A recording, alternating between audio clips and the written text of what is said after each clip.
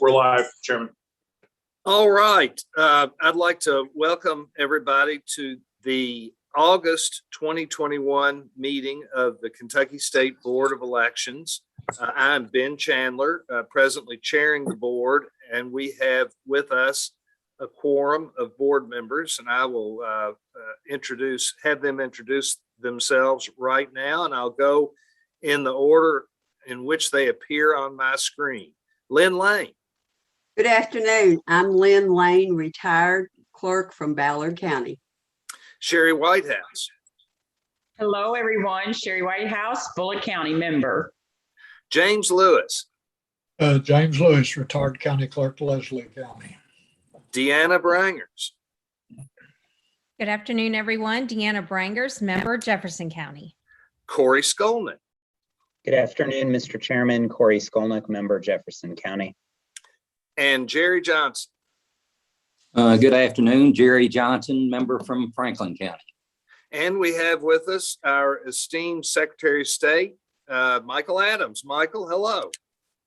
Good afternoon, Michael Adams, Secretary of State, non-voting member. We also have with us the President of the County Clerks Association, Chris Cockrell. Hello, Mr. President. Good morning, everyone. Good to see everybody. And also with us on the screen are a number of members of the staff of the State Board of Elections. We have our Executive Director, Jared Deering. We have our Assistant Director, Karen Sellers, our Finance Guru, Rachel Pointer. We also have our Attorney, Taylor Brown, and we have Sheila Walker with us, who sets our agenda and does many other things for the board. And that's all I see. Am I missing anybody? I think I've introduced everybody on the screen. So with that, we'll move to the agenda. The first thing on the agenda is the minutes of the July 20th, 2021 meeting. Do I have a motion to approve those minutes, or do I have any amendments to the minutes? So moved. Motion by member Johnson to approve the minutes. Second. Second by member Lane. All in favor, please say aye. Aye. Aye. Minutes are approved. Next item is the approval or ratification of county boards of elections. We've got a couple of those, and I'll turn it over to our Executive Director, Jared Deering, to explain those items. Thank you, Mr. Chairman. So before the board today are two items that need to be ratified. Assistant Director Karen Sellers has been given signature authority in my absence while I'm currently working remotely. She has signed off on Gallatin and, sorry, my apologies, Butler, I believe. There it is, Gallatin and Butler. And these are two Democratic members that have been filled. By historical precedent, we select the top name on the top of the list provided to us, and that is what is before you for ratification today. Very good. Do we have a motion to ratify these moves? So moved. A motion by member Lewis. Do we have a second? Second. Second by member Whitehouse. All in favor, please say aye. Aye. Aye. Very good. Next item on the agenda is review and vote on a memorandum of agreement having to do with HAVA funds. Jared, would you like to explain this item to us? Sure. I'm actually going to pass this off to Rachel to give you a little more information, since it's more budgetary in nature and kind of what the context of the vote is. Very good. Rachel, have at it. So, good afternoon, everybody. It's weird. I want to say morning, but it's not. So Lewis County has requested to be reimbursed for voting equipment from HARP Enterprises for the remaining balance of their HAVA Title II funding. And we have included where on page 10, where their county board has approved their request for reimbursement. There is an estimate, the original estimate for HARP for the voting equipment. There is also a list of the actual serial numbers that are attributed to the voting equipment from HARP InterCivic for that voting equipment for Lewis County. And the last document, starting on page 14, is the actual Pond 2 contract that we are asking for the board to approve. Previously, we had a separate memorandum of agreement, but finance has OPS has requested that we include that language in the actual contract. So this would be what Lewis County would sign and what we would sign at SBE contingent upon board approval for this reimbursement. Does anybody have any questions? Mr. Secretary. I've got one question. Do we have any more of these in the pipeline, or we just have something from Lewis so far? We have a couple that have inquired about it, but this is the only one that we have actually heard anything definitively about. There could be a couple of counties, but we haven't gotten any clarification for any further action at this point. Okay, thank you. Any other questions? I move approval. We have a motion to approve. Do I have a second? I second the motion. Second by member Lane. All in favor, please say aye. Aye. Aye. Aye. Aye. Very good. We will move on to the next. Actually, I'm going to insert an item that didn't make the agenda, but it's something that we do every month, and that is a discussion of our financials. And Rachel, since you've just spoken, we'll carry on with you. And if you could explain the financials this month, that would be wonderful. Perfect. There is, I'll keep it quick for you. There is not a lot to report this month. We have on page, oh, I moved too soon on my screen. The first page of the financials that I sent out separately yesterday, there is one thing of note, and that is the transactions that hit in July, that where we were finishing out our CARES Act grant. So on page 1 of the operating of financials, you'll see a larger quantity of temporary services. Those were additional funding for counties during the EAC's CARES Act. So those were charges that incurred. We were using up general funds for that. And that was to close out the CARES grant. No transactions on HAVA Title I. We did have another credit to close out CARES on the security grant, and then just interest incurred and contractor expenses.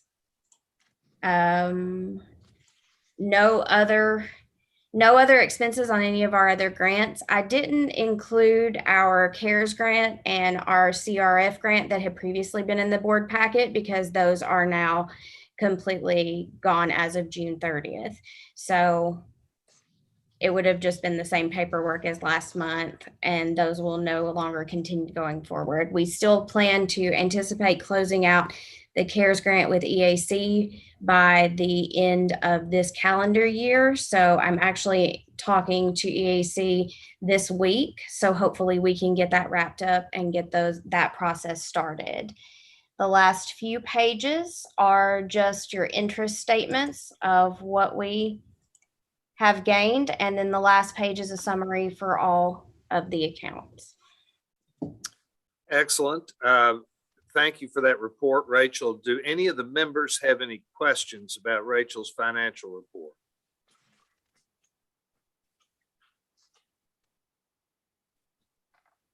All right, hearing none, we will accept that financial report, and thank you very much, Rachel. The next item on the agenda is the amendment of 31 KAR 3010, and I'll turn it over to Taylor Brown for a discussion on this item. Thank you, Chairman. This is our reg that we've got before LRC right now. This is not one of our emergency regs because of 574. This is our reg dealing with the distribution of voter registration data. So LRC informed me, this is wholly my fault. When I amended the SBE 84 form that goes with this, I gave it the date of May 2021 because that's when we were filing it. And they told me that actually I should be using the date for when it goes before the subcommittee. So that'd be September. So the only change to the reg is on page 5, section 7, changed May to September, and then put the address of where the public could find the updated form on our website. Technical changes, but since we've got time before the subcommittee meets, I thought I'd bring it to the board just to make everybody aware of it. So that's really the only change to the body of the language. We cleaned up the form by changing the date, and then we did add one more, since we had the opportunity, one more data element row, which is the last page of the form. So anyone who gets a copy of the data will be able to read it more accurately, and that just shows if an inactive voter is on, how that person is designated. So again, just technical changes, but given that we had the opportunity to talk about it before the subcommittee met, I thought we might as well discuss it. Thank you, Taylor. Does anybody have any questions about this item?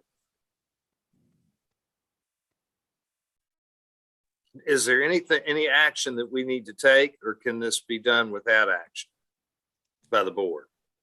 Like I say, they're technical changes. I don't even think they needed to necessarily be brought before the board, but just, covering all my bases here. If the board would like to vote on it, I'd welcome that. If not, it's such a de minimis change, I don't think it'd be necessary. Well, let's go ahead and have a vote just in the interest of safety. Can't hurt. Do I have a motion to approve these changes? So moved.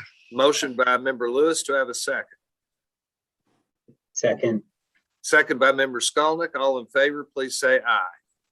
Aye. Aye. Very good. Got your changes, Taylor. Now we move on to Mr. President, Chris Cockrell. What do you have to tell us, Chris? Well, I know there may be a time constraint, so I'll try to keep my comments to a minimum of an hour. So you give us the full load, Mr. Cockrell. Yeah. Actually, the only thing I can tell you that's pertinent is that our election task force within our association is starting to meet and kind of going over some language maybe for a cleanup bill on 574. Just a few little minor things that we're seeing, but other than that, things are good at the Clerks Association. We have a meeting coming up on Thursday. And I always extend an invitation to anyone on the board. You all are more than welcome to stop by. It's Thursday at the Marriott Griffith Gate.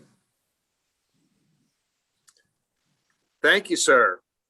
And maybe, I guess the staff knows when it is, so we can have some idea about the best time to show up if anybody wants to show up. I think Taylor knows all the details, and Karen as well. All right. Well, you can get that to us, guys, when you get a chance.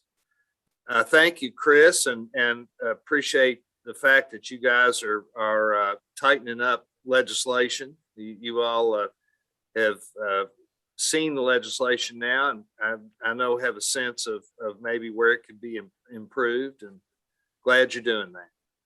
It was a good bill. We just want to make it better. All right. Sounds good. Next on our agenda is Secretary Adams. Mr. Secretary, did you enjoy Fancy Farm? I enjoyed Fancy Farm, and actually I just got back from the Iowa State Fair. So I've had quite a bit of good food lately. Does that mean you're running for president? I haven't ruled myself in or out at this point. I was up there for the National Association of Secretaries of State meeting. This is our first meeting we've had in person since my first month in office. Normally it's twice a year. I came back from that really rejuvenated with lots of really great ideas I've seen in other states, and I hope to implement some of those here. But there's one thing in particular I'd like to address in my report. On Thursday morning at 11 a.m., there's going to be a virtual press conference. I will be part of that, along with 7 of my colleagues, secretaries of state from other states. There are 4 Ds and 4 Rs in that group. We were asked by NASS leadership to form a task force on audit practices. We've written a succinct summary of what legislatures should consider as they are responding to constituents' concerns and in some cases demands for some sort of an audit process. There are certain bare minimum things that need to be present for an audit process to be legitimate and competently handled. And so I'm happy to forward to any of you that press release from NAS just a few minutes ago, a copy of the report that we've authored, as well as a press clipping about it from interviews that we gave over the weekend. And of course, you're invited to watch on Thursday morning. I don't have a link yet, but I can certainly forward one along as soon as I get it. Excellent. Thank you very much. Thank you. That's all you've got for us? It's all. Thank you. All right. Very good. We will move on to Jared Deering. Jared? Thank you, Mr. Chairman. Appreciate it. I'd like to start by thanking the staff over the last month who've been doing such a great job of maintaining the board's responsibilities. And also Karen and Taylor, Tom, Rachel, and some of the management staff who've been also being really highly effective. We've been keeping in contact with each other and talking on a regular basis, but I know they've been putting in a lot of hours to do an effective job. I was hoping that when I crossed state lines that Chris Cockrell would lose my phone number, but unfortunately he has not, as he is continuing to text me whether or not I'm getting into the ultimate Frisbee competitions on campus or not. So, but I appreciate those texts on a regular basis. Not much to report today. I wanted to just bring to the attention of the board a couple of things. We're seeing a little bit of an uptick in the phone calls that we're getting to the board, something similar to what Secretary Adams was bringing up in his press conference. Is we're seeing a lot of people calling, asking about forensic audits and how those work. We try to be as informational and educational as we possibly can to anyone who calls the office. We want to make sure that they understand what processes we do have in place and what we're legally allowed to do, and that we have transparent and secure elections in the Commonwealth. We try to tell that story as effectively as we can, but obviously, that story is being heard by a lot of people on social media from other sources. And so we're hoping to continue those educational opportunities as best we possibly can. And we appreciate the work that Secretary Adams is doing, including with the National Association of Secretaries of State. In a similar vein, we just had the first 2 days of conference for the National Association of State Elections Directors, or NASED. That is the director side of the conference side, as opposed to NAS being more towards the secretary side. Thankfully, this year it was remote, so we had opportunity for Karen and Taylor to take part in that as well. And we're seeing a lot of the same concerns from other states that we're seeing in Kentucky. And obviously, some states are seeing a little more intensely than we are, but that really hasn't necessarily left us out of the board, out of receiving a lot of those phone calls. The other thing I'd like to bring to the board's attention is, based on that, we're going to have a small briefing on some of the threat assessment that we're seeing around threats to elections administrators. We'll be having that next month for your information. We'll be doing that in closed session since it's a security matter.